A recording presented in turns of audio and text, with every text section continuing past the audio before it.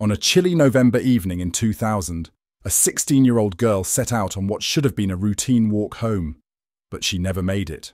She was expected at the dinner table, surrounded by family, but instead she vanished without a trace. Calls to her phone went unanswered. Minutes stretched into hours.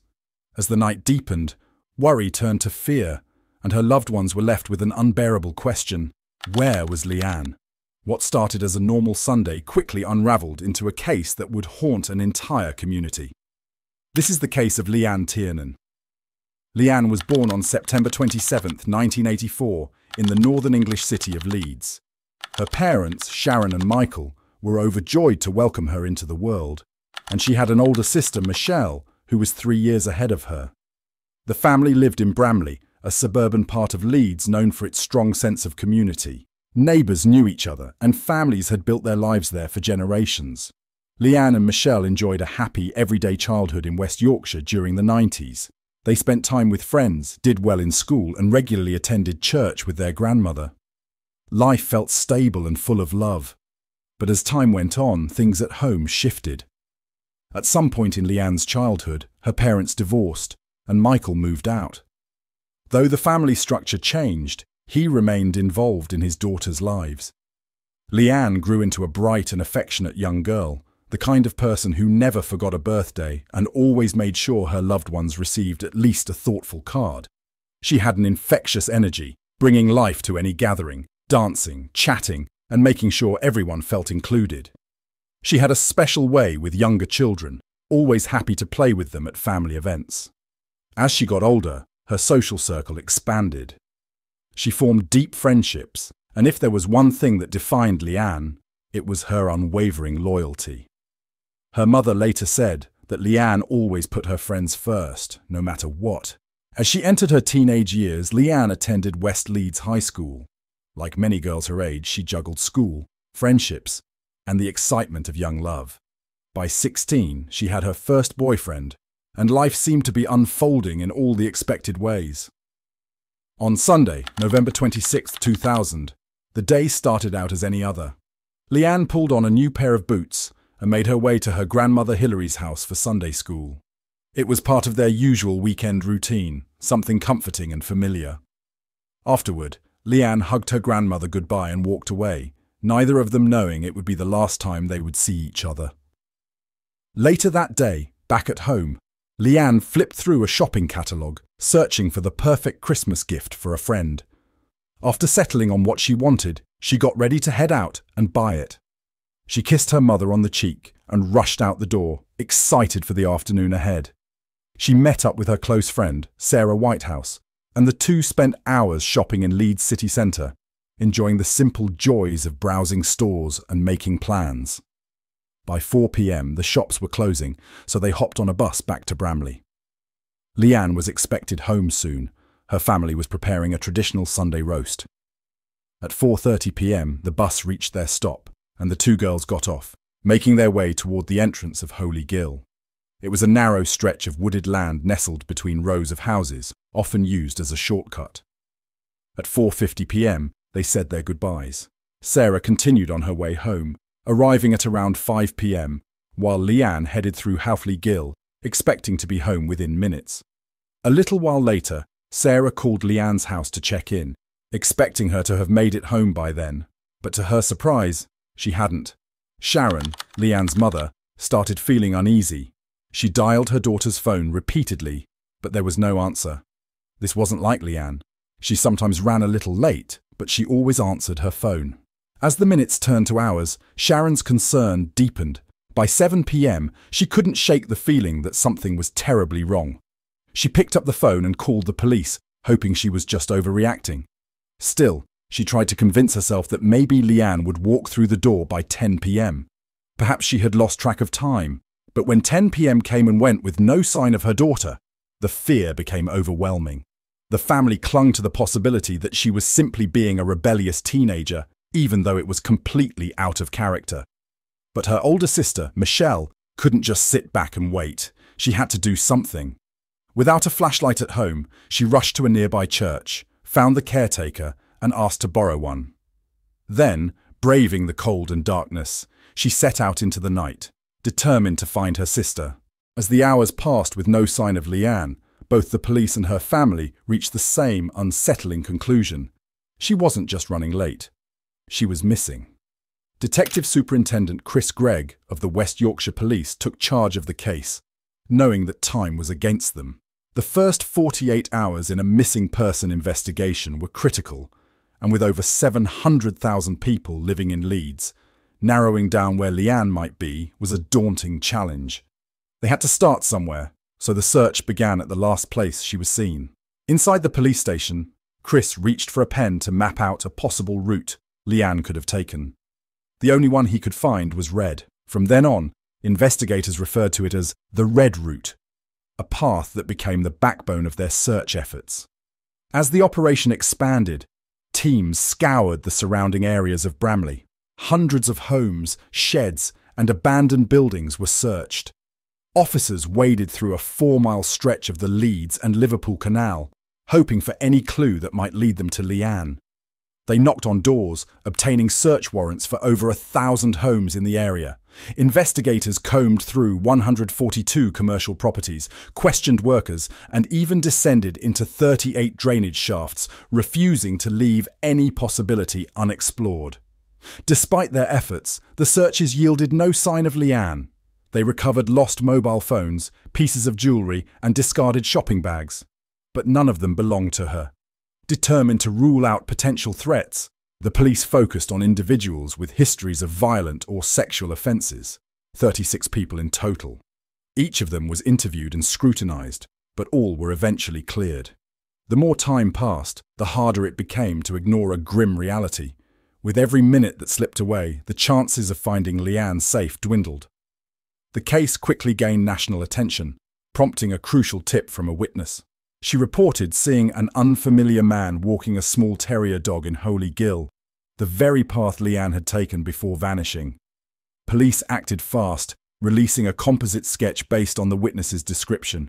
The drawing was circulated in local newspapers in the hope that someone would recognise him. It was hard to imagine that Leanne could have felt any danger in Holy Gill. She had walked that same path countless times. This was her home, her community, a place where she should have been safe. But on that day, she crossed paths with a man whose actions would shatter that sense of security forever. That man was John Taylor. Born on August 27, 1956 in Leeds, John Taylor gave little reason for anyone to pay close attention to him. He lived an unremarkable life, rarely socialising with neighbours and keeping to himself.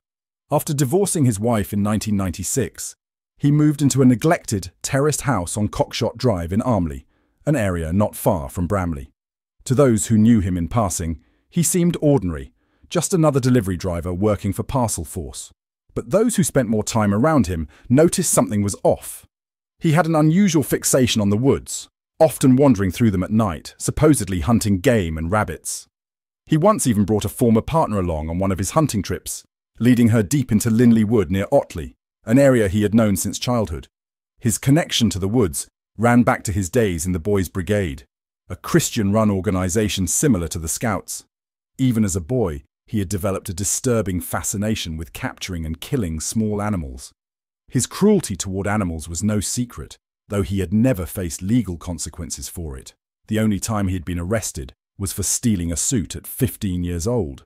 Strangely, despite his history of mistreating animals, he owned dozens of pets, mostly dogs, along with ferrets and other creatures.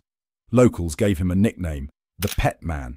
John Taylor's private life, however, revealed a far darker side. He had particular tastes, ones that went beyond what most would consider acceptable. He frequently sought out sex workers and had a well-documented obsession with bondage. His preferences in and of themselves weren't the issue. What made them disturbing was the fact that he wanted control, complete and unquestioned. One woman who had previously been involved with him later recalled an especially chilling encounter. He had expressed a desire to tie up her 15-year-old daughter. Worse still, his intentions weren't just fantasies. He had the means and the will to act on them. On the evening of the November 26th, 2000, Leanne Tiernan walked into Holy Gill, unaware that John Taylor was there, watching. He had already planned what he was about to do. As she stepped closer, he made his move. He grabbed her forcefully, holding her still as he warned her not to scream.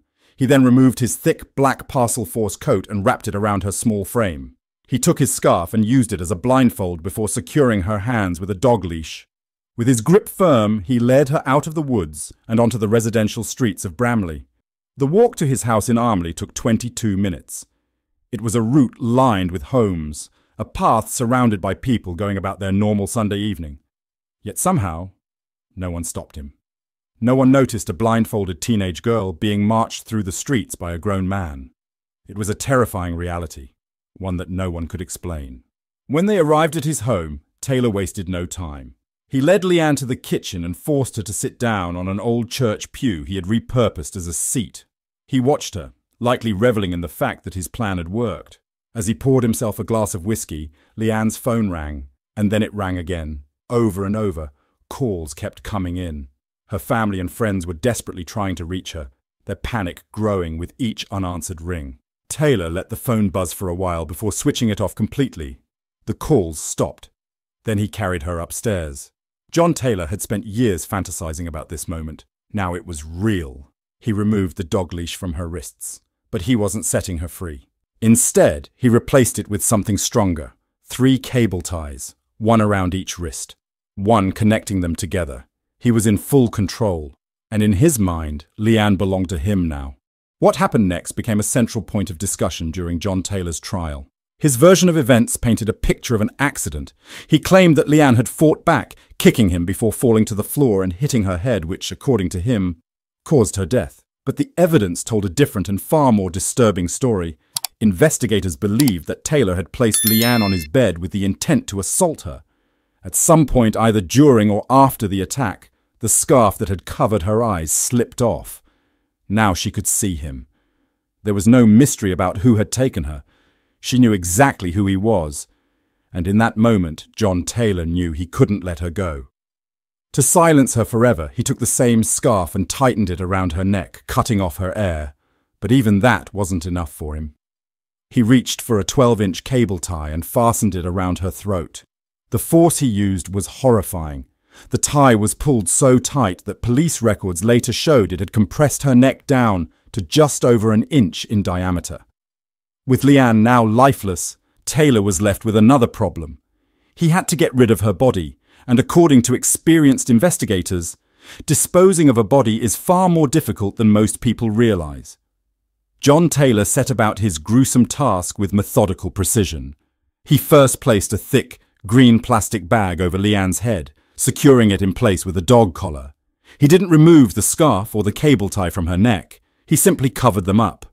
He then wrapped her body in a series of large bin bags, securing each one with black twine. In total, he used 10 bags, alternating their openings in opposite directions, ensuring her body was tightly sealed inside.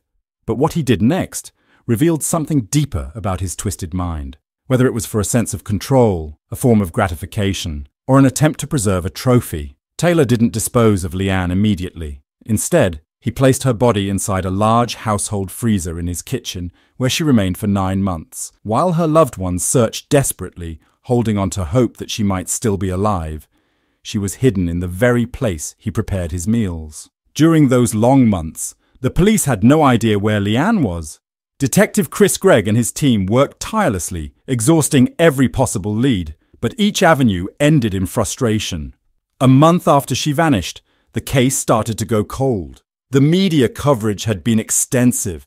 Her face was on posters and television screens across the country, but no new information came in. The silence was unbearable for her family. Every passing day felt like an eternity, filled with unanswered questions and agonizing uncertainty. They clung to the fragile hope that she might walk through the door, that maybe, just maybe, she was out there somewhere.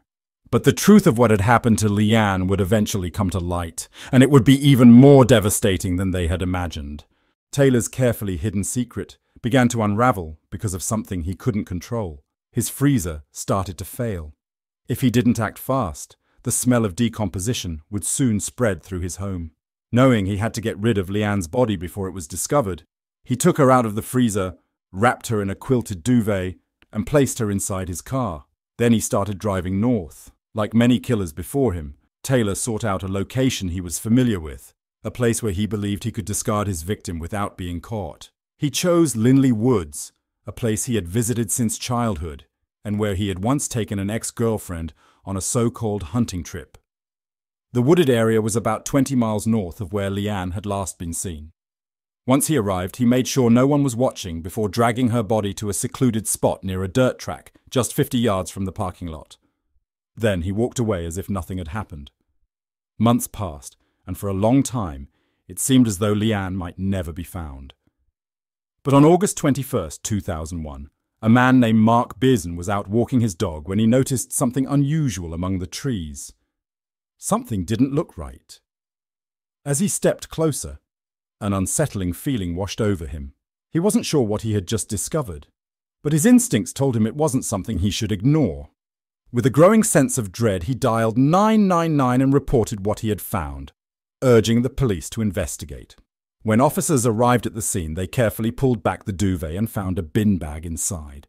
It was tightly wrapped, shaped in a way that left little doubt about what was within.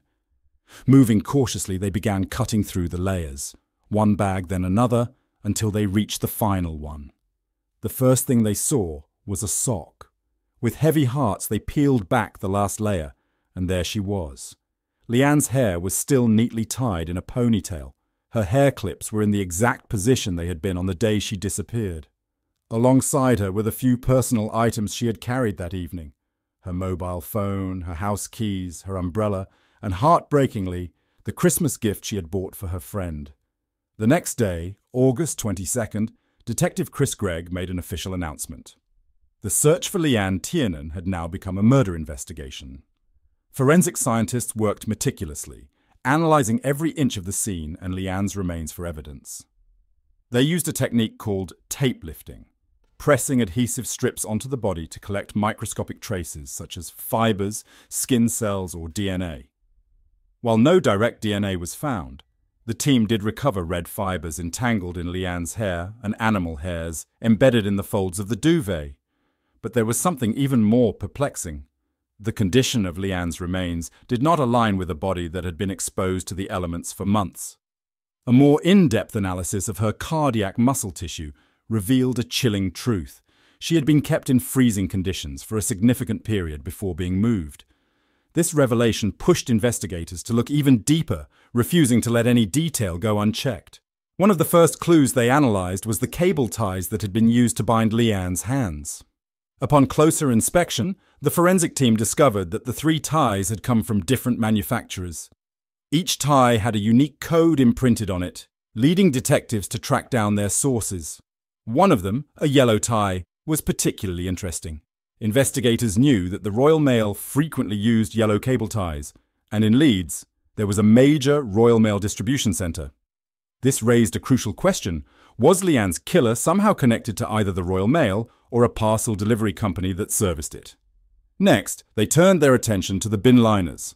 Every plastic bag has unique striations, distinct markings created when the material is sealed during manufacturing. By studying these imprints, forensic experts traced the exact machine that had produced the bags used to wrap Leanne's body. That machine was located in a factory in the northeast of England, a facility that specifically supplied bin bags for Morrison's supermarket, a well-known store in Bramley. This meant that the person who had dumped Leanne's body had likely purchased those bags from a local Morrison's store. The circle was tightening around the killer, and soon all roads would lead back to John Taylor. Despite all their efforts, investigators still hadn't identified a suspect until they took a closer look at the dog collar. The collar was traced back to a manufacturer in Nottingham, but it was a common item, produced in the thousands each year.